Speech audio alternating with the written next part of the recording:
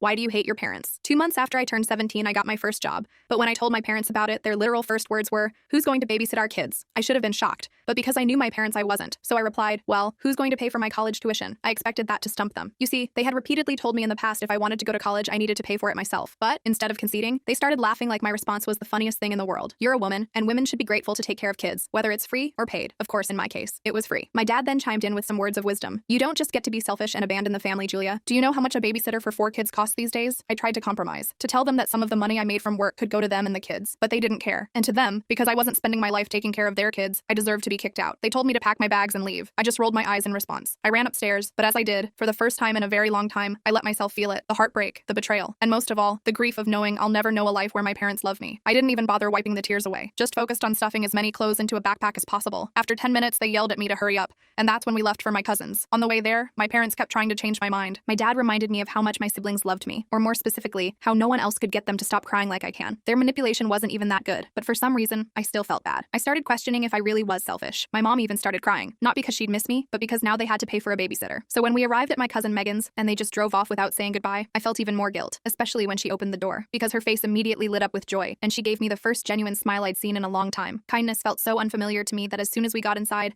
I immediately broke down in tears. Her face fell and she tried to console me. "Well, kinda. My love, why don't you just help your parents out a little?" "Help? I've cut off friends, let my grades drop, sacrificed everything to constantly take care of their kids." I didn't mean to shout, but I couldn't help the anger inside me. I turned to face her with disgust at her suggestion, but that's when I saw a look of genuine shock on her face. "Your parents told me you were acting entitled and just didn't want to help out when you had nothing to do all day?" I immediately started crying again, but this time it was in her arms. I told her the whole truth, why I ended up at her place, all while she held me and told me I would be safe under her roof. Surprisingly, she seemed anything but angry, but I would soon find out she was more than just angry. I ended up crying myself to sleep that afternoon. I didn't wake up until a few hours later, when I heard Megan yelling. It was in the room next door. When I heard the anger in her voice, I sat up immediately. She was usually a very shy, timid person, so hearing her like this was super unusual. It was obvious that she was talking to my parents. I couldn't make out what she was saying, but I could tell she was laying it on them. I remember feeling a genuine smile creep onto my face. It was the first time someone had stood up for me. When I heard her hang up, I lay back down and pretended to still be asleep. Not knowing I was awake, she started speaking out loud, something Megan hasn't done since I was a kid, but what she said made me shoot up. Apparently my parents had already found a new free babysitter. They had one available all along. This whole thing was just a ploy to kick me out of the house and get me out of the hair once and for all. After saying all this, Megan sighed and said I deserved better before heading to bed, and that's when I sat up. Because she was right, I did deserve better parents. And if I couldn't get it, then I at least deserved to have my get back. My plan was bulletproof. You know that one gossipy aunt every family has? Well, we have one too. And I texted her every tiny little juicy detail of everything that happened between me and my family. It ended up being a 1,400-word message. I immediately turned my phone off because I was terrified of the consequences. And the next morning, when I finally felt brave enough to turn it back on, my soul left my body. And I almost regretted what I did. Almost. I can't tell you what happened next in this video. The full story is on my channel.